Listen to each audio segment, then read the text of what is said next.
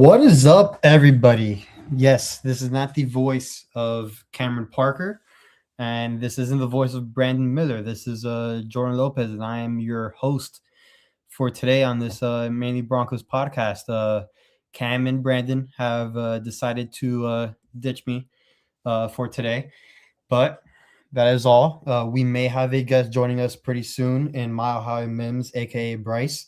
He might be joining the pod very, very soon, but would like to welcome everybody in. If you're going to join now or join after the Nuggets game, I know the Nuggets game is going on now, and they're going to hopefully force a Game 7, unlike my Boston Celtics, who did not win today. So I'm not in the greatest moods to start off, but I do have my Denver Broncos, and they had maybe an average to good draft class. I know a lot of draft grades have come in for this 2026 class, and they've been very, very inconsistent, I would say.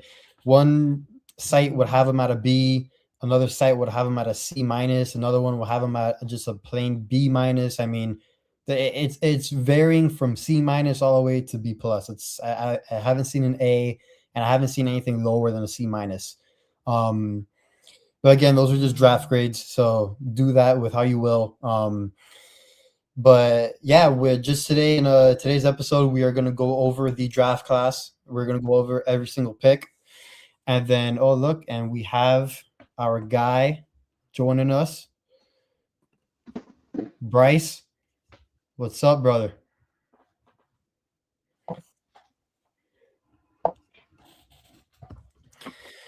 But yeah, the goal of today's show, we're just going to be going over the 2026 class of the Broncos, going over every pick, thinking if we like it or not, giving us our thoughts. And then we're going to go over the recent update that we just got on Bo Nix. And, man, that's been a whirlwind of emotions on social media, which I really didn't understand, but I guess everybody else is panicking. But we'll dive a bit deeper into that. But only 4 more months to go with that stuff. Yeah, I mean, it's going to be rough, but how are you doing, brother? I'm doing good, man. Thanks for the late invite. Yeah, it's going to be a very unprofessional show. I am not prepared in any way whatsoever, but I'm here for it. It's all right.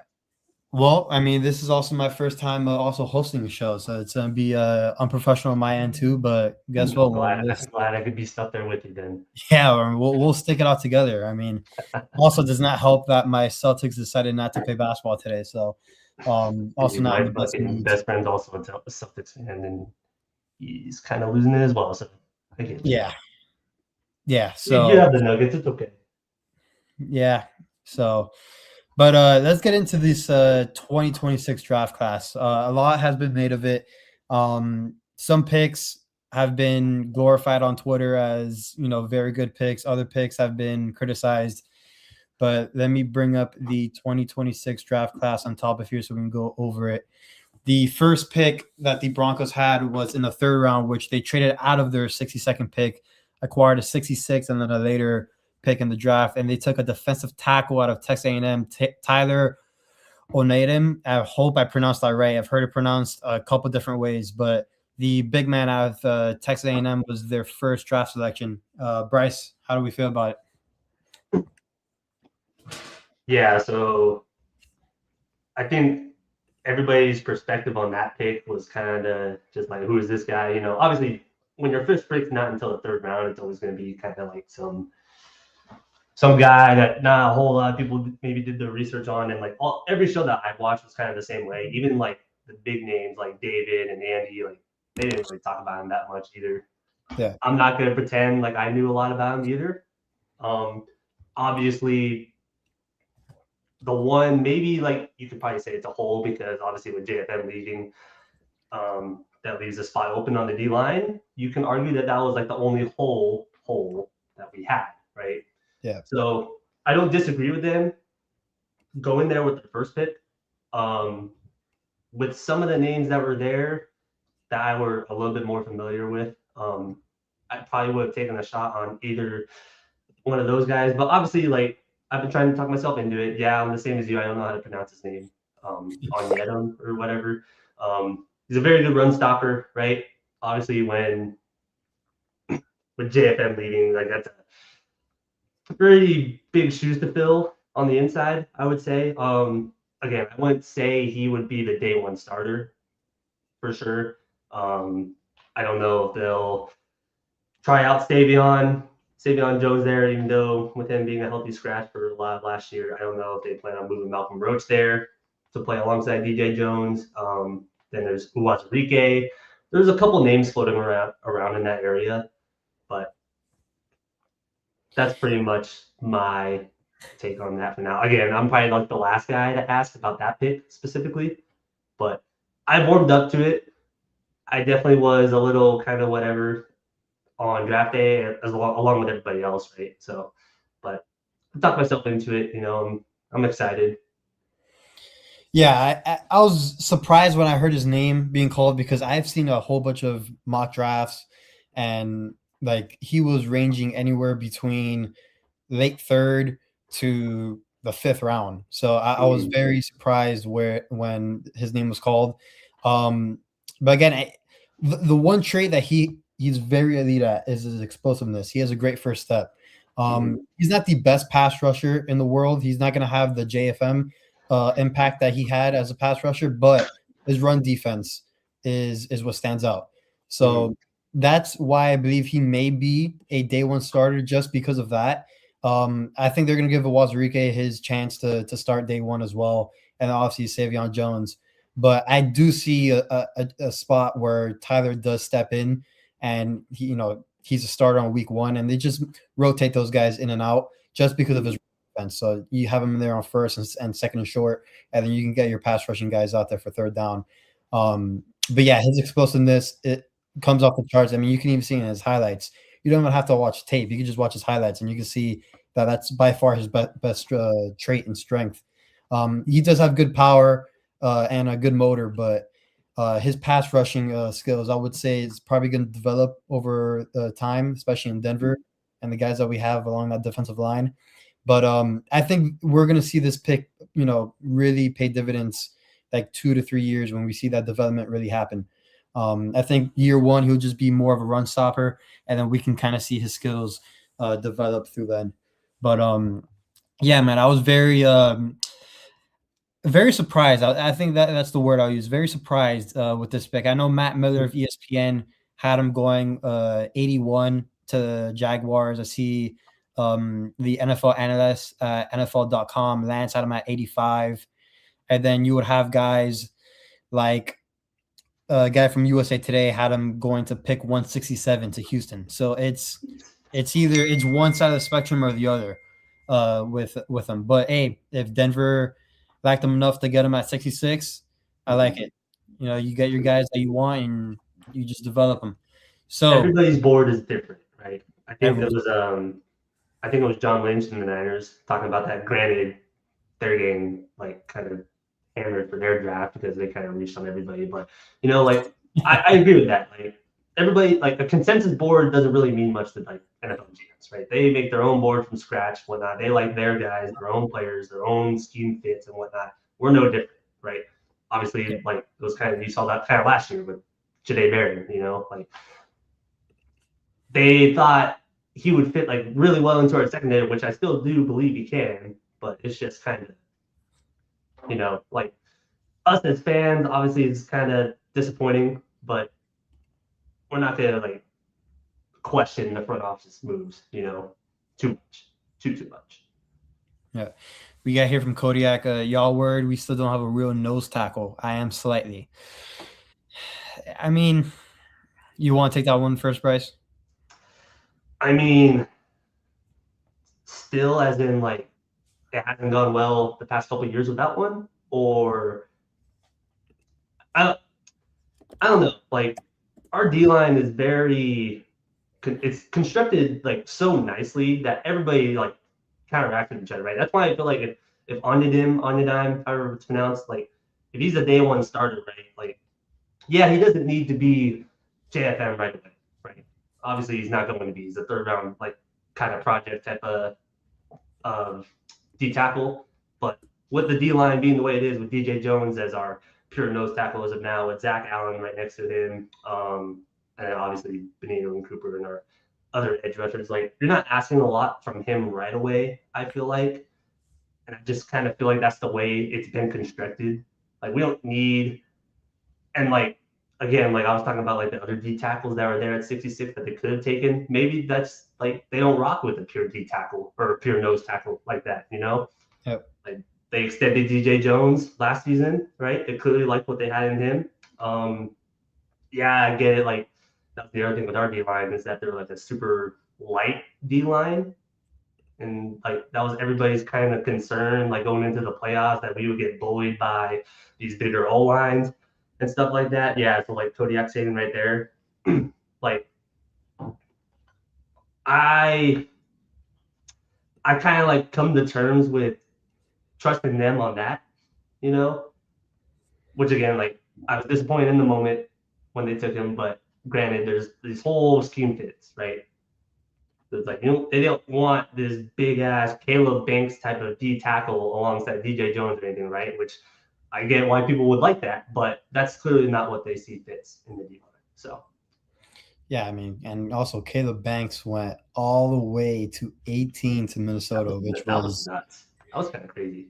People yeah, were talking about Banks to 62 to us like the day before. That was kind of yeah. wild.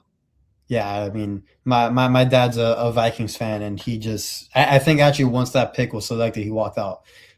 So yeah, that was pretty wild. I actually thought that Caleb Banks was going to real possibility for us at 62, which would have made more sense because he's more of a developmental guy because of that injury history and all that. We weren't going to really push him.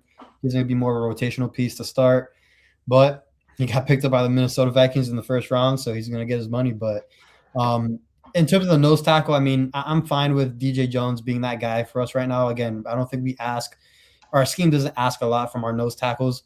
I mean, we already have good enough run stuffers along the defensive line, and that we don't need a true nose tackle to fill up, to clog lanes and stuff like that. Malcolm Roach does a great enough job. DJ Jones does a good enough job, and then hopefully our linebackers this year can, get their lanes more proper and the run game and stuff. But that's another topic for another day. But yeah, Tyler Onyedum was the first pick of the Broncos, and that was a 66 overall pick. And then with their next pick, the Broncos get an offensive tackle. Oh no, it's actually no, Jonah Coleman. My bad. Casey was after running back Jonah Coleman from Washington, and this was actually a very, very popular pick among Broncos country because he was getting mocked a lot in these mock drafts to Denver. Because obviously there was talk about the Broncos getting a running back in this draft, and Jonah Coleman fit kind of the stereotype that Sean Payton likes in a running back and the build and all that and the fit. And believe it or not, we actually got a running back where everybody on Twitter agrees that maybe he may be the right guy. Even though last year everyone thought it was going to be RJ Harvey. I mean, Travion Henderson. They go with RJ Harvey. But this year, everyone thought that Jonah Coleman would have been a great pickup, and they go with Jonah Coleman. How do we feel about this pick, Bryce? I mean, if this isn't everybody's favorite pick, maybe I'm biased because like I'm just a big like weapons for Bo Nix. Like those all need to improve, right? And then obviously everybody saw down the stretch last year with Dobbins going down, Harvey taking over the starting role. He wasn't the most effective, right? He would rip off the occasional big 30-yard touchdown where he breaks all these tackles. I lied. I wouldn't say occasional. I said he did that like once down the stretch, but like that's what he's known for, right? He's breaking tackles, but he's not the greatest between the tackles, I should say, right? Yeah. And then obviously, I love J.K. Dobbins to death. I'm so glad we brought him back. But he's had one healthy season is in his entire career, whether it's his fault or not. Because like I kind of agree with people who say like being injury prone isn't really being injury prone. It's kind of more being unlucky. Nobody chooses to get injured or anything. Yeah. So I agree with that, but you need some insurance, right? I was a guy who was like looking in free agency for that. Ironically enough, Jonah Coleman's like comparison, very popular comparison, is David Montgomery. That was somebody that I was on board with, trying to get in free agency and whatnot to pair with him, kind of like this just downhill runner. He just gets his yards. He doesn't try to make the extra move to the outside or anything. Like all these same running backs who just pound it right down the middle, right? Straight business.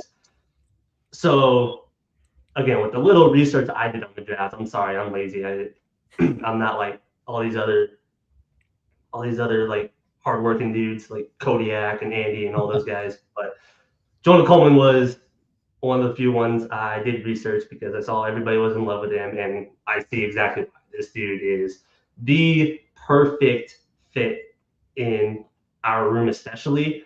I won't say RB2 right away, even though I do believe like day one, like he could get more touches than Harvey if he really wanted to. But I think it's more like he's good at everything, right? There's nothing bad that he's at, especially like his pass protection. That's what everybody really fell in love with, right? Everybody thinks about the idea of like the whole reason Tyler Bidet got so many snaps last year is because he was our best pass blocking running back. And then they would throw him a screen on third down, like maybe twice every game, and he would drop like half of it, right? And then they wouldn't even try running with him. That's how kind of useless he was as a runner. So you take Coleman, who maybe day one kind of takes those snaps that Bidet had, right? Gets those occasional screen passes, maybe even gets a couple carries down the middle or whatnot. And he's capable of breaking tackles. He can bounce it to the outside if he wanted to. He's got decent speed. He doesn't fumble the ball. I saw a lot of people were interested in Mike Washington from Arkansas. Yep. But that was his big issue was fumbling, right? And as Broncos fans, we are traumatized from running back with fumble problems. So even though I still would have liked Washington, New Mexico State legend, by the way. But like Coleman he just epitomizes the ideal Sean Payton running back, in my opinion, you know? And to get him, like I wanted him in the third round when we took Huntington, right? And we get him at 108 with our next pick. Like that was a phenomenal pick. I jumped out of my seat for that one. Congrats, they won me back. And I'm really excited to see what happens next, especially if he takes number 5 as his jersey number, which I saw in his story, even though it was an AI edit and it's technically not open right now. But the aura test is real, okay? If he gets number 5, he's RB1 probably day one, even though J.K. Dobbins has the best running back number, I should say. I do like that number on Dobbins. I think that's probably one of the best running back numbers in the league. I would agree with you on that. Number in general. That's my number right there. I think Jonah Coleman, that number is going to tell a lot if he has aura or not. I'm not going to lie. So that's a big decision that we're going to have to wait for. But yeah, man, I was very happy the Broncos drafted Jonah Coleman, adding more depth into that room. That was much needed because you can say they had depth, but in my opinion, it wasn't reliable depth, in my opinion. And now I think we got 3 true guys that we can depend on and we can rotate between Dobbins, Harvey, and Coleman. And man, Coleman's, he may be 5'8", but he's 220. And listen, and you said it perfectly before. He doesn't do anything bad, and Pro Football Sports Network has that exactly to the point. So his trait profile, everything is either blue chip or elite to good. So his elite trait is balance, and I think everybody can agree with that just by looking at his highlights. His contact balance is insane. I mean, for being 5'8" and 220, you better have really good contact balance, and he has elite contact balance. His physicality obviously jumps out of the screen. His vision is actually very good as well. His reaction speed, his lane anticipation is pretty good. They have his agility and twitch also added elite, which is very, very interesting because long distance wise, in terms of speed, it's not there, but short area, quickness, and twitch, it is there. And again, those short yardage situations, we needed a guy last year to really get us over the hump. And I think this year coming up, that's going to be more Jonah Coleman's role. But yeah, I was very, very pleased with this pick. And you talked about the pass protection as well. I mean, Jonah Coleman literally talked about it as soon as he got drafted. Yes, that interview is just probably what sold him day one. He went straight to the media. Media asked him some questions. he automatically said, ultimately, in my heart, being a Bronco was the perfect place and perfect situation for me. Now I get to go protect Bo Nix. I mean, what a way to win over the fan base in less than 5 minutes after getting drafted. Yeah, he So said all the right things. yeah, so Jonah Coleman is a Bronco. He's going to help out that running back room a lot. And one of my favorite parts, I know everybody has, their comps they like to do for their players in the draft. I'm a big Todd McShay guy. I really trust his draft analyst and all the stuff that he does. I mean, he's one of the best out there. He actually had a very, very interesting comp, in my opinion, for Jonah Coleman, which he had three in mind as I try to find it right now. Here it is. So everybody, even on NFL.com, I saw Maurice Jones-Drew being a popular one with Jonah Coleman, and I think similarities are very similar. But the other two comparisons, Ray Rice, just on the field stuff, and then Mark Ingram. Mark Ingram's a very, very fascinating one. So again, Sean Payton, right? Like exactly, that's not a coincidence, Like Peyton doesn't need a home run hitter, like speed type of running back, even though that's like what everybody kind of feels like we're missing in our running back room. Like that's not what we need. We need somebody who can crank out these 5 to 10 yard runs consistently, like keep the chains moving, break tackles. Like you said it that I didn't say. Like his vision, especially compared to Harvey's, I would say that's kind of like one of the bigger things that Harvey kind of lacks in. I wouldn't say it's horrible, but I think everybody can kind of agree. Yeah, like I agree. Like Coleman's just he's a jack of all trades, I would say. Yeah, I like this Coleman pick. I like how he contributes to that room and how it kind of plays off of everybody in that room. I even saw a little tweet today. If I'm trying to find it right now, I think there was a report on how the Broncos saw a little bit of J.K. Dobbins in Jonah Coleman with his footwork, which I thought was interesting as well. So they obviously did their homework on Coleman, and they came out very impressed with Coleman. With the third pick with the Broncos draft class, now we get into the offensive lineman that I wanted to talk about because this was a very interesting one, in my opinion. They got Cage Casey from Boise State, offensive tackle, right after Jonah Coleman with that pick, 111. This pick was very interesting to me because this was a position where everybody was talking about because we hadn't had drafted an offensive tackle since 2017. Literally, since Garrett Bowles, we have not drafted a true offensive tackle. And if I'm being quite frank, we may still have that same problem because Cage Casey has been projected to move to the interior with a couple of his traits and his projections in the NFL level. So, Bryce, take it away. So again, I'm not going to pretend like I did a lot of research on O linemen, especially considering our history. Like you said, it's been a decade since we've taken a tackle. But from what I've seen with Casey, he was a left tackle at Boise State. Yep. Like he's a very versatile lineman, right? And with the way our line kind of is, like obviously we have all of our starters in place. We don't need an immediate day one guy, but somebody who can possibly come in as like the backup swing tackle for Bowles or McGlinchey. Like those guys are getting up there in age. Bowles, I think, is playing the best he's ever played, but again, with him being, I believe he's like 35 or something like that. Like you just never know. And then same with McGlinchey, right? And then he's capable of playing tackle, but you're right. Like sliding him into guard, obviously Miners is kind of set there, but our left guard, Ben Powers or Alex Palczewski, whoever is what's going on there, like they bring in Casey to kind of expand the competition, I should say. I wouldn't say competition because I still think Powers is the starter. That's the whole reason they brought him back. He came back from injury, like I want to say for the AFC Championship. And then I remember we didn't do too well that game, the O-line specifically, but first came back after missing since the London game from the Jets, I think is what it was. Yeah. So I'm not holding that over his head too much, but I like what everybody says about him in terms of his versatility. That we can plug and play him anywhere on the O-line if we needed to, just to give us some more depth. I'm pretty sure that I didn't read anything about that he plays center or anything. Yeah, no, it was just that Casey started 41 games at left tackle in Boise State.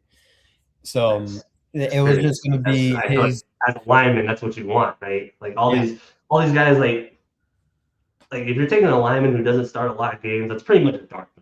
You know, like you don't know, like it depends on the competition he plays. It depends on how many reps he gets against like these really good pass rushers and stuff like that. But 41 games is plenty of experience. He plays for Boise State. Like he blocked for Ashton Genty. You know, like you know he's capable of opening up those holes. He's capable of like stepping up. He can be a really good left tackle in this league. He's also fucking huge, if I'm not mistaken. Yes. I forget his exact measurements. I don't have them pulled up, but he's also fucking huge. So if you put him on the interior, that's fucking terrifying. But I really liked it. I expected them to take a lineman at some point because like 10 years of that tackle was kind of crazy. I didn't think they would go this high though. Like, so I'm kind of glad they took the shot on him. And I'm curious to see what happens next for him. Yeah, his measurables came out at 6'5", and he's a little over 310. So he is a big dude.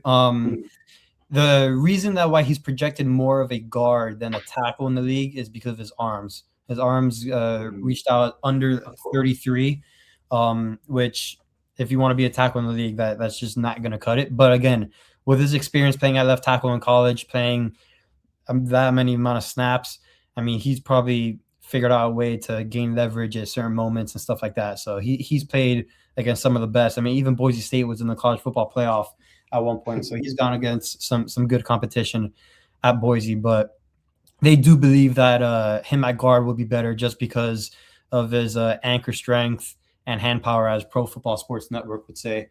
Again, this was another guy that was mocked between rounds 4 all the way to round 6.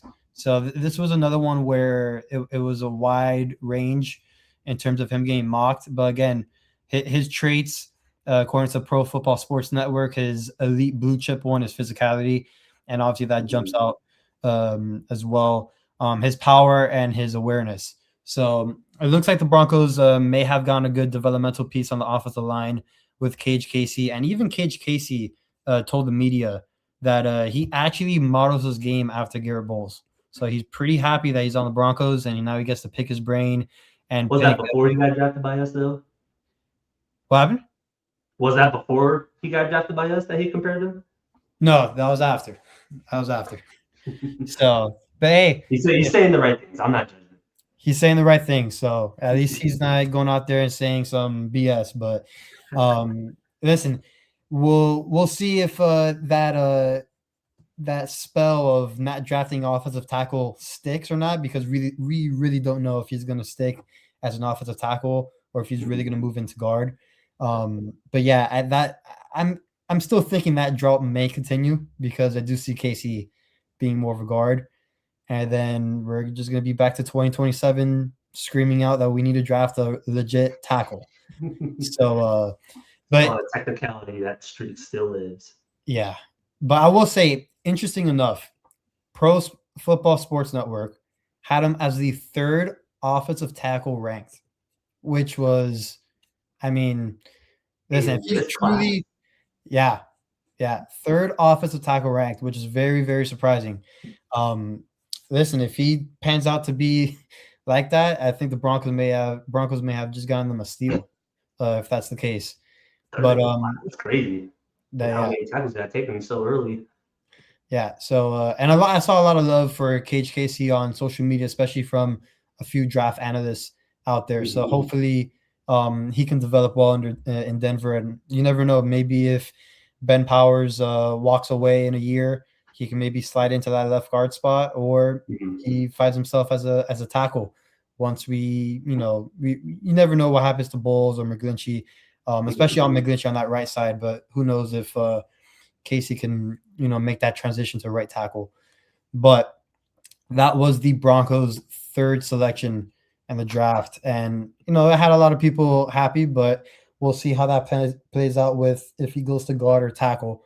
With the fourth pick, and this is the one I really want to get into, they drafted a tight end out of NC State, Justin Jolly.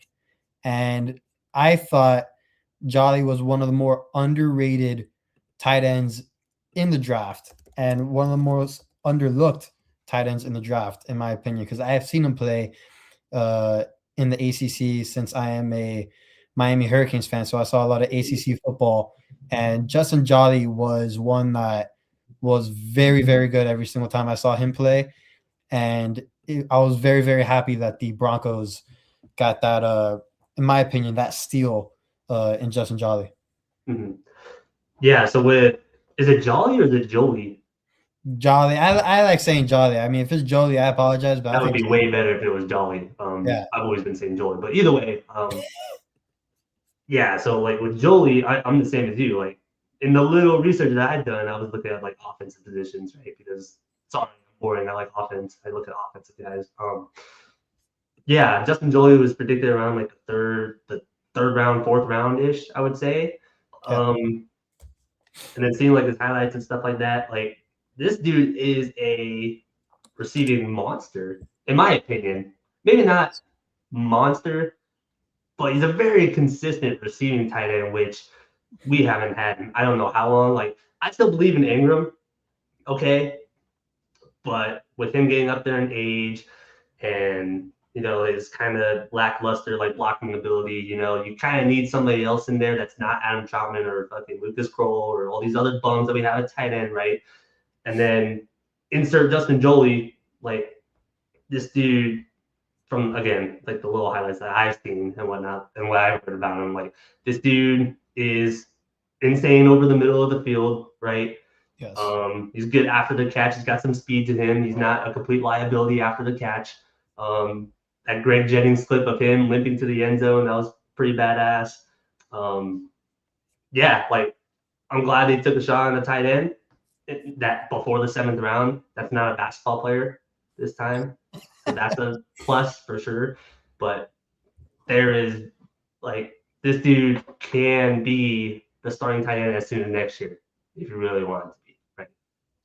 Sure, there's a little bit of stuff for him to work on as well. I didn't hear anything about his blocking, which I feel like if I don't hear anything about his blocking, it's probably not the best at it, Granted, like the bar is so low for our tight end room that I don't really care, I throw him in there looking every rep with Ingram and whatnot if they're running 2 tight end sets, just to test it out, in my opinion. But I really like this pick.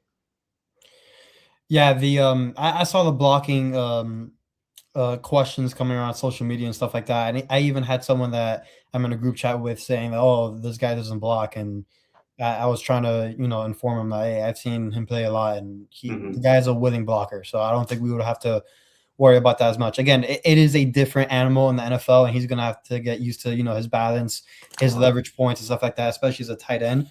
But I think with coaching that'll all get fixed up and detailed on. But this Justin Jolly, I was very, very happy with his selection. 6'3", around 240 pounds, and a cool thing that Pro Football Sports Network does is that they do comparisons between their measurables to other historical guys that have been drafted. So with Justin Jolly's measurables, right? 6'3", 241, his hand size being a 10.5, his arms being 32, like they take into account all of that. His comp is Sam Laporta. Nice. Same. Another guy that we had rumors about. Yep. I was just about to say, I took the words out of my mouth. It was, another guy that had been rumored, that has been popular amongst Broncos country in terms of trading for. So I thought that was very interesting when looking at those numbers and stuff like that. In his college career, he had nearly 2,000 receiving yards, including 15 touchdowns. And again, you said it. He is a monster over the middle of the field, which is going to be great for Bo and this offense. I'm very, very pleased with his Justin Jolly pick. And again, I think this was another pick where it was a wide ranging of mocks had him going actually earlier instead of later. A lot of people had him going in the 80s and 90s. We picked That's him like at maybe the third tight end or so yeah, behind Sadiq and Stowers. yep. And actually, Pro Football Sports Network had him as the third ranked tight end. So, and the Broncos got him with the 152nd pick. So, this was by far my favorite pick of the draft. I think he's really going to help out this offense. He's really going to boost this tight end room. And I do want to ask you, Bryce, because I've been thinking about it, and I don't want to go really bold, but I might. What would be your tight end depth chart right now? As of right now, I mean, no offseason program, no training camp, just April 30th right now. What would be your depth chart? I'd still stick with Ingram as the one for now. Yep. I'd insert Jolie right as number 2, day one. Like, I'm sorry. Like, Yep. no offense to Troutman, except all the offense to Troutman, because I'm not a Troutman fan. Like, I'm sorry. Like, he's not a very good blocker. He's probably the worst receiving tight end I've ever seen. He has no speed to him. I just I'm over it to a point. He's still probably maybe the third best tight end on the roster. But then again, there's the other tight end that we selected that we'll get to in a bit. I won't say much about him right now. I also don't really know much about him compared to everybody else. But there's an argument that you could insert him in there. And then probably one of those, I put maybe Atkins as the forward since he has the fullback ability. And then, in my opinion, I would just cut Troutman and cut Lucas Kroll. Those guys are just kind of useless to me, in my opinion. But I think that's what my starting tight end depth chart would be week 1. Yeah, I would have to be on the same boat as you there, because I think Evan Ingram should still be the starting tight end 1. I would have Justin Jolly as tight end 2. I'm not a big fan of Adam Troutman, and I'm not saying that in a disrespectful way. I just don't think he has produced in the way that he should be, especially given the snaps he's been given. Given the extension that he was given. Yeah, I just it's baffling to me how that dynamic has worked out. I know he has that relationship with Sean. He knows the offense and all that, but just in my opinion, I don't see the production there with Troutman. And I see a lot of the explanation of he's our blocking tight end and whatnot. He hasn't been great in that either. It's not like he's the most physically dominant tight end blocker in the league. Which if he was, then I'd understand, but he just isn't. And right now, that production coming out of that tight end room, we need a bit of a change up. And I think Justin Jolly is the perfect one for it. He's a willing blocker, and he does have the potential. And this may sound a little crazy now, but he does have the potential to be a better receiving option than Evan Ingram. And he does have the tools for it. No, for sure. And he has the traits for it. So, again, I think as a rookie, Justin Jolly is going to have an impact day one. I think that highly of him. And again, I know the tight end room isn't the best, so it's not that hard to get snaps, but I do think that his traits and his impact will be greater as a rookie. So, but yeah, very happy with this pick in Justin Jolly, and glad that Bo has a tight end that he may be relied on with, and Justin Jolly. With the other selection for the Broncos, they got a safety out of Illinois, and they got out of Pat Bryant's college, and Miles Scott, team captain as a safety in Illinois. Yeah, so I mean, I trust me. As soon as Miles Scott got drafted in one of my group chats, I got bombarded with that. But Miles Scott, safety out of Illinois, team captain over there. Not gonna lie, I don't know. People are just gonna say that I hate Illinois, which I don't. I actually really like their basketball team this year. But this pick was a bit puzzling for me. I'm not gonna lie.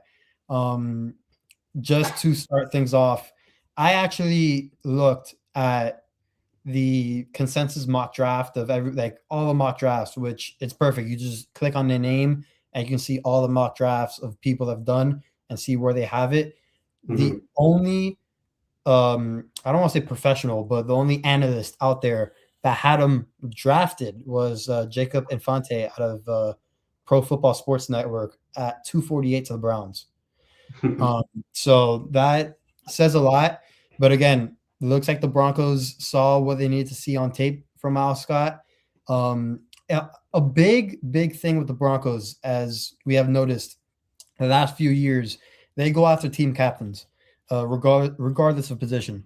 So, and that's what stood out for me. As soon as I searched up who Miles Scott was, and doing my research on him, team captain, and I said, all right, that's why I know the Broncos was enamored by them, because especially at that position as well. So his RAS score, by the way, I know a lot of people are very interested in RAS scores and stuff like that. It was a 7.99 out of 10. So not bad, pretty. It's not the greatest, but like it could be worse. That we'll put at it that. could be way worse. You're right. And like some people like don't care about RAS scores, but I definitely think it plays maybe just a little bit into play. Yeah. Being an athlete, especially in today's league, is a big deal. So I agree. Now, what I would say with his pro day that he had at Illinois, and the on-field drills that he had, the only drill that he tested out positive in was the vertical jump. He had a 37-inch vert, which was the 78th percentile. His 40-yard dash, unfortunately, he was at a 4.62, which is 23rd percentile. And then his 3-cone, he didn't have the best numbers in it. By far his best his best measurement was actually his hand size. It was actually at the 97th percentile, which is elite. So, but maybe they drafted him in place of when Hufanga still can't catch an interception next year. And they just insert him in his spot, and then they throw at him like straight to him. Not to obviously, you say he has a 4.6 40, so they don't throw to him exactly, maybe, but maybe that played a little bit of a part into it. Yeah. So, but yeah, Miles Scott, now a part of the Broncos safety room, which again, that room needed some depth. I thought there were guys at that spot where the Broncos could have picked, maybe gotten I don't want to say better player, because again, we don't know how Miles Scott's going to turn out, but just in terms of college production, there was guys there that had more production in terms of just numbers and stuff like that than Miles Scott. But again, Miles Scott's a Bronco, and he's now going to be in that safety room alongside Hufanga, alongside Brandon Jones, Devon Key, and then my guy, who I hope gets a chance to actually play at safety, JL Skinner. JL Skinner, yeah. We saw like they only put Skinner at safety during like the final drive, like prevent drives last year, if I'm not mistaken. Like, I remember the Eagles game before they got the Hail Mary that he was in there. Yeah, you're right. Like they don't really throw him a lot in there. And honestly, like I'm kind of like the same way here, because like Miles Scott's like best trait is like he's a strong tackler, right? And I'm just like kind of like wondering if that was just kind of like a dart throw for like he has like the special teams ability, like all our backup safeties, Devon Key, all pro special teamer, right? JL Skinner, like that dude should be an all pro special teamer in my opinion. Like that dude blocks his heart out every fucking play. Our only free agency signing, Tyson Anderson, he's signed as a special teamer, right? How much safety experience does he really have? I haven't looked into that. And then they got Miles Scott, who again, like his best trait is tackling. Haven't heard much about his coverage, but considering like his 4.6 40, he's a 7th round pick. I think he had like 7 college career interceptions at Illinois. I don't know how many years he played at Illinois, but I'll look that up real quick. But he but yeah, like I just like I don't see that as the PJ Locke replacement right away, Like obviously he's got some work to do. I think actually I think it's Key and Skinner as the backups for now, which I'm completely fine with, to be honest, even though when Key got his chance at safety a couple of years back, it was atrocious. But he's been able to sit for a year now, like kind of hoping that Jones can stay healthy this year. Hufanga like balls out again, but it's good insurance there, Yeah, Miles Scott was at Illinois all 4 years, so actually very rare. nowadays, staying out of college for Yeah, 4 years and not transferring. now for us, we draft all the rookies like 24/7. What you mean? Yeah. So I mean, hey, good for Miles Scott staying at Illinois there and not bouncing around schools and just chasing the money. But yeah, that's going to be a fascinating pick and how that plays out. It for sure gives us more depth at safety, which was also another position that we had talked about alongside offensive tackle in terms of not getting a starter, but just getting a guy for depth reasons. And with the next selection the Broncos made, they go double up on tight end, and they get the guy out of Utah and Dayton Bentley. And listen, he's not no Caleb Loner, I'll tell you that.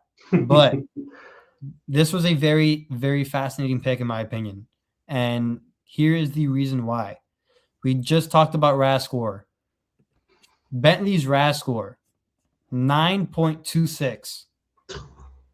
That Good nature. Yeah, that is, just in case anybody doesn't, not familiar with RAS scores, that is very, very, very, very good. So he is an Especially for a incredible seventh rounder. blocker. Yeah. So everybody had their questions or was wanting to know if Justin Jolly can block. You don't have to worry about that with Bentley because he's an incredible blocker. Yeah, so we were just talking about the tight end depth chart, right? Like, yeah, I insert the 2 rookies day one. So this is where it gets fascinating when we talk about depth charts, which I should have saved it for this topic because we drafted another tight end. But now when you add Bentley into the conversation, again, his best attribute is blocking by far. Now when you really think, oh, a tight end's really good at blocking, they're not that great as a receiver. That's not the case with Bentley. He does have great hands. And he can have some good route running ability from time to time. And I've seen it on his highlights. He's around 6'4", 265 pounds. So he's one of the more built players in that tight end class in 2026. But this is a very, very interesting one. And this might be a guy where we're like on preseason game number 2. And Bentley has like 60, 70 yards, and he completely wows us. And we're talking about how he should be the tight end 3 or maybe even pushing to tight end 2 because he can be that type of guy, especially if Troutman's going to not do what he's supposed to do with his blocking production and all that, and the other guys behind him. Bentley can make some real noise in that tight end room. Yeah, so again, when it gets to the 7th round, I obviously don't know a lot of these guys. I haven't done research on any of them. I saw a lot of guys love this pick with Bentley, and after doing some research, and I'm looking at the tweet right now, it's Eric Galko. He's a very athletic and complete tight end, which I'm like right away. Like, you get somebody like that in round 7, that's kind of insane. So I'm like wondering how this dude fell. I think the big thing on him was it was really only this year where he really produced. I don't remember how long he was at Utah. By the way, every draft just has to have somebody from Utah. Looks like Utah and Illinois now. That's our go-tos. Yep, that's our new trend, right? But yeah, so I look at athlete 4'6", 240, 35-inch vert, 4.42 shuttle, 48 catches, 0 drops. Yep. And then also had a great Shrine Bowl week as well. So I'm just like, I look at that, I'm just like, damn, like this dude sounds pretty legit. Like, how do you fall to the 7th? I didn't do a lot more research on that, but it's like, dude, like if his best attribute is blocking, but he can also give you 48 catches and 0 drops, like, dude, this dude can be inserted day one. With Ingram most likely gone after this season, hopefully Jolie and Bentley are the yin and yang in that position, Yep. Pro Football Sports Network, his combine measurables and what they compare to in terms of size, so his height, weight, hand, and arms, 98% match to George Kittle, both 6'4". Actually, Bentley weighs a little bit more than Kittle, has the same hand and arm measurables as him, but athletically, Bentley ran a 4.6 240 at 260 pounds, which is pretty incredible. Had a 35-inch vert, like how you mentioned, a 9'10 broad, 4.42 shuttle. That compared to Harold Fannin Jr. of the Cleveland Browns, and Nice. you know how great he was with the Browns. So listen, Bentley might be a seventh round gem that the Broncos potentially may have found, and with the last pick, and literally the last pick, The Mister Irrelevant. literal You last. want to talk about finding a gem? This may be the one. And I know I just said that about Bentley and Justin Jolly, but when it comes to this guy, I mean, everybody had loved this pick. And it Everybody. is linebacker Red Murdoch out of the University of Buffalo, which a lot of people thought Murdoch was going to go a little bit earlier in the draft, maybe round 6, but he fell all the way to 257, and the Broncos get him at the Mr. Irrelevant pick, which is incredible just because of what he's done at the college level and his production. Yeah, so elephant in the room. Why is this guy so special? FBS record 17 forced fumbles. Like, that is kind of insane, I would say. Granted, and this is probably why he fell so far to Mr. Irrelevant. He played for Buffalo. He played in the MAC, right? Yeah. So like, not a lot of people were like giving him a lot of grace, but I tell you what, like, I think the reason he's talked about so much, especially with the Broncos, is because everybody knows, especially in my opinion, like linebacker is the worst position on our team, right? So like this dude can like has a very legitimate shot of yes, I almost guarantee you he'll make the team, but getting very significant reps as soon as a month into the season, maybe. But like I'm glad they took somebody who's able to get the ball out. Like that was something we struggled with last year was turnovers, right? Even though that's kind of like a fluky stat. But it couldn't hurt, 17 forced fumbles is ridiculous. Granted, playing for whatever school, I didn't read anything about his measurables or anything. I heard he's a pretty good athlete. Yeah, like that one I'm excited. I wish they wouldn't have waited until the very last pick of the draft to take a linebacker. That was probably like maybe that like played a part into why I didn't really like the Underden pick as much because it kind of felt like that threw us off. Like Anthony Hill had taken 2 picks before him or before we traded back. Yeah. And I was like, so it's like now this draft is kind of off the rails. So I'm just kind of like whoever they pick here is kind of going to be whatever, right? But anyways, that's another story for another day. So I'm glad they snagged this guy in the 7th. I know, like you said, like we're talking about like these gems in the 7th round. It's just maybe that's us being optimistic, or maybe that's us like seeing their potential, And listen, George Payton has, if we can give him one thing, he has found some guys in the later parts of the draft. I mean, Jonathan Cooper was a 7th round pick. So, and Red Murdoch can have that type of impact on this defense. And that's saying a lot because Jonathan Cooper right now is one of our best pass rushers and one of the best pass rushers in the league, if we're being quite frank with looking at some statistics and all the advanced stats and stuff like that. But back to Red Murdoch. His first name is Khalil Murdoch, but they call him Red Murdoch because his nickname is red because he sees red on the football field. So I know a lot of Broncos, I know a lot of Broncos country is going to love that and why they call them red. But yeah, like how you said, his 17 forced fumbles, absolutely ridiculous. In his college career, he recorded 362 tackles, and he also had 9 sacks to go with that. His RAS score isn't the best, but it's not because of anything athletically. It's more due to his size. He's only 6'2", and he weighs only 230 pounds. So that's a big reason why. But his production does say otherwise. And Pro Football Sports Network does have one of his traits as blue chip. And talk about this.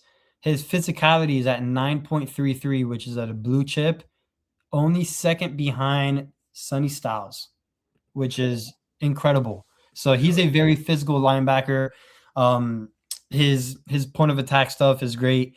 They do say that his processing is also elite and his tackling is very good. But again, this is a very, very, I want to say, sneaky pick by the Broncos because he can be a guy where he can start taking some snaps from some of those guys in the linebacker room. I know we've had our questions about some of those guys, primarily Alex Singleton and what he's done so far, but he for sure can climb up that depth chart and snag a couple of snaps a game and eventually move himself maybe into a starting spot. But as of right now, I think Murdoch's going to be a contributing guy on special teams maybe, and then every once in a while he may see a snap or two on the field. But in terms of linebacker, but this was a very, very sneaky pickup for the Broncos. I do love this pickup of Red Murdoch, and it might pay off some dividends with these last two picks of the NFL draft. So just to put a cap on all of it, this is your 2026 draft class. We got Tyler Onyedim, Jonah Coleman, Cage Casey, Justin Jolly, Miles Scott, Dalen Bentley, and Red Murdoch. Since everybody does it, even though I don't like doing it, if you were to have to give a grade on this draft class, which again, I don't like doing it, but it's a popular thing to do. April 30th, what would be your draft grade? I think I was kind of harsh on it well, we had a very good day 3, right? That's what everybody was in love with. With the limited amount of picks we had, I think we turned it around very well after the first couple of days. I wasn't the biggest on the dim guy. That kind of brought down the grade a lot, but like looking in retrospect, like this is a very solid draft class considering what we had. I'd give it a solid B. I'd give it at least an A- if you factor in the Jalen Waddle trade. Yeah, that is also true. Because you basically just spent a first on Jalen Waddle. I kind of like doing that. I kind of like inserting players into that draft pick, kind of like with our draft spot. So like, again, we haven't really talked about Jalen Waddle today, but yeah, that's gonna be some fun. I can't get ranted about Waddle right now. I'm gonna be here for hours. Well, if we are going to factor Jalen Waddle in this draft class, which again I think we should, because again ultimately he did impact this draft class. I would give it a very high grade, like an A- as well. If we were just to go off of the players alone, listen, I've seen grades between C- all the way to B+. Whether it's right or wrong, and again, we won't know until 2 years from now, 3 years from now, exactly what this grade really is going to be. Immediate reaction. In terms of the potential steals they might have gotten in day 3, I would just right now put it as a B, just a solid B. It does have a potential though to be a very, very sneaky draft class for George Payton and these Broncos. But I know PFF rated that our best pick was Red Murdoch at 257. I know everybody has their thoughts on PFF, but also Matt Miller of ESPN said that our second best pick was Red Murdoch, and our best pick was Jonah Coleman. So a lot of love for Red Murdoch, a lot of love for Jonah Coleman, and on social media, a lot of love for Justin Jolly. So that draft class may be one that down the line we could talk about and how they impacted winning at a good level for the Broncos. So yeah, that was your 2026 draft class for the Broncos, which again, we'll see how it goes down the road. And the last thing we want to talk about, and I have to mention because, we got a little update during the draft, and then we got a little update after the draft as well earlier this week about Bo Nix. And I'll tell you what, I'm going to be completely honest. I didn't think much of this update. I know a lot of people, were thrown into the fire with this and like thinking the world was going to end and all that. But for anyone that does not know, Albright had first tweeted about it during the draft that, Bo Nix had a follow-up cleanup, or he had a follow-up appointment with his doctor for his ankle and stuff like that. And then Rap Sheet 2 days ago tweeted that Broncos quarterback Bo Nix having a follow-up cleanup procedure after a fractured ankle is not rare or unexpected, and he's still expected to be ready for the season. That said, don't be surprised if the team takes it very easy with him this spring. Now, once Rap Sheet tweeted that, as you would know, because Broncos country does a great job in doing this. Everybody acted accordingly. Yeah. And Everybody's adopted now. I'll tell you what, I saw that tweet from Rap Sheet, and I saw that, first that it was expected. It was a follow-up appointment. So like it was a lot of things that were planned. So I didn't think much of it until everybody started just raising hell on Twitter, on Instagram, everywhere on social media, and people screenshotting his ankle on a recent photo from his. I mean, it got crazy a little bit in Broncos country. I'm not gonna lie. So, Bryce, what do you think about the recent update on Bo Nix? Are you worried, or do you have any thoughts about it?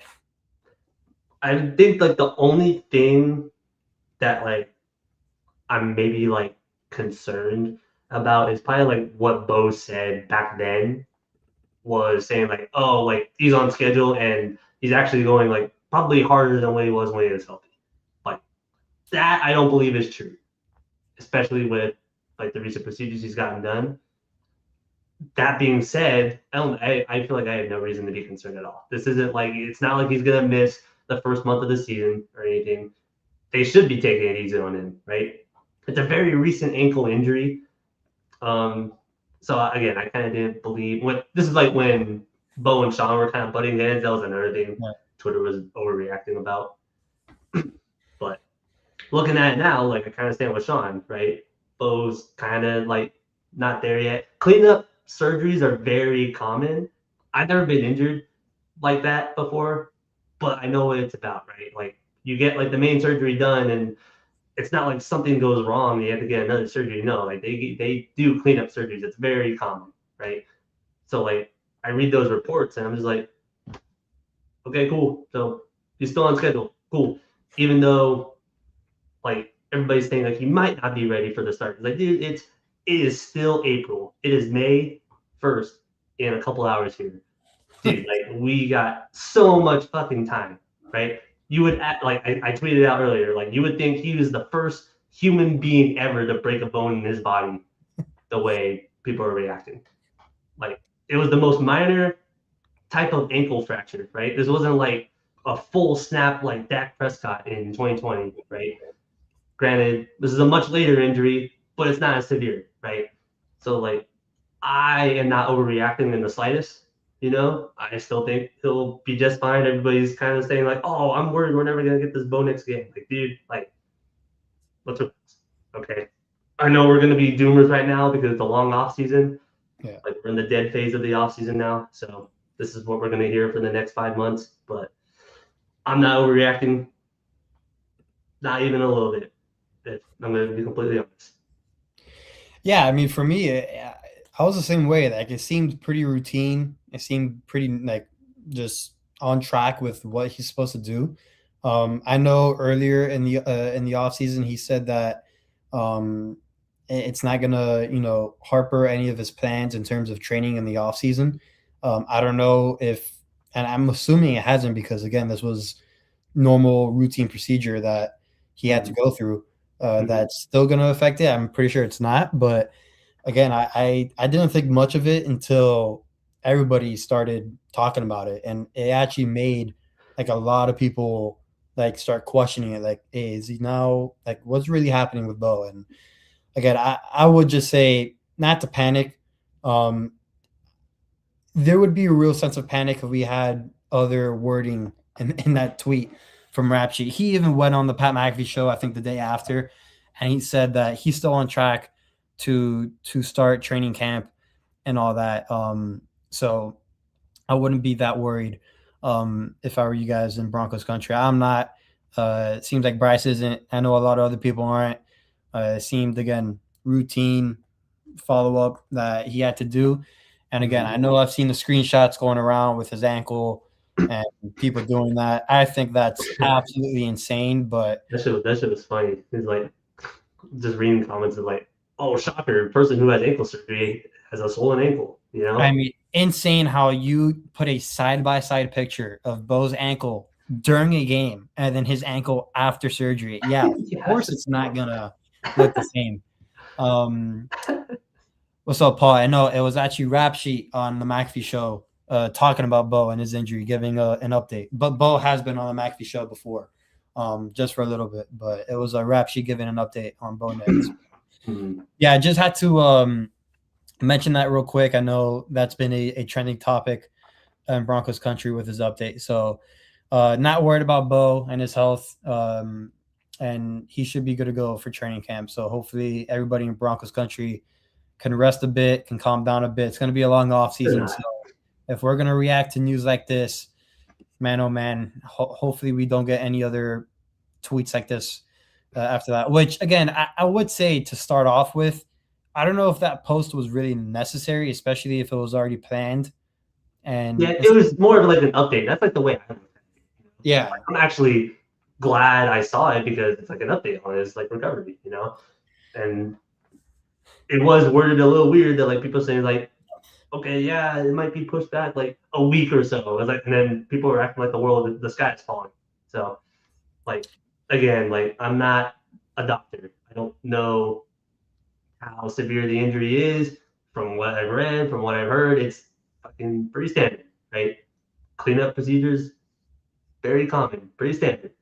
Like, worst things worse, he misses a couple weeks. They should be taking it easy on him, Yeah. It's the off season. Like, let him be,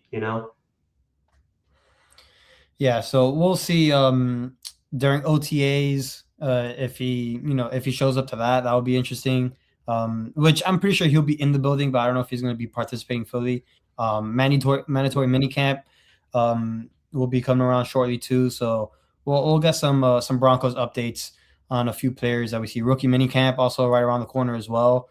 So there's some stuff to look forward to with the Broncos. So again, long off season, but we will have our updates throughout the weeks and months coming up. So Bryce, I would like to thank you for joining me. I was going to do this solo since Cam and Brandon decided to ditch me on a random week. We were supposed to go a lot earlier.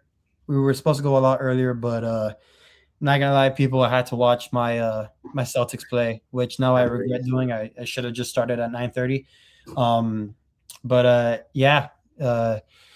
We went over some 2026 draft picks, went over the recent Bo Nix news, and that's about it. So next week we'll have Cam back. I know he's in Italy or I don't know where the hell he's at.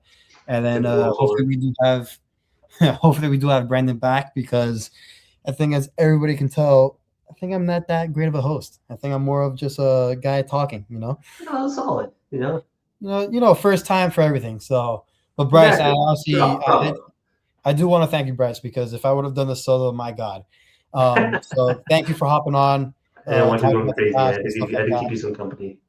Yeah, so thank you for keeping me company. And, if I had done this by myself, I mean, I probably this show would have just gone off the rails. I would have started talking about the Celtics, and it would have just been a Celtics show when it's clearly a Broncos show.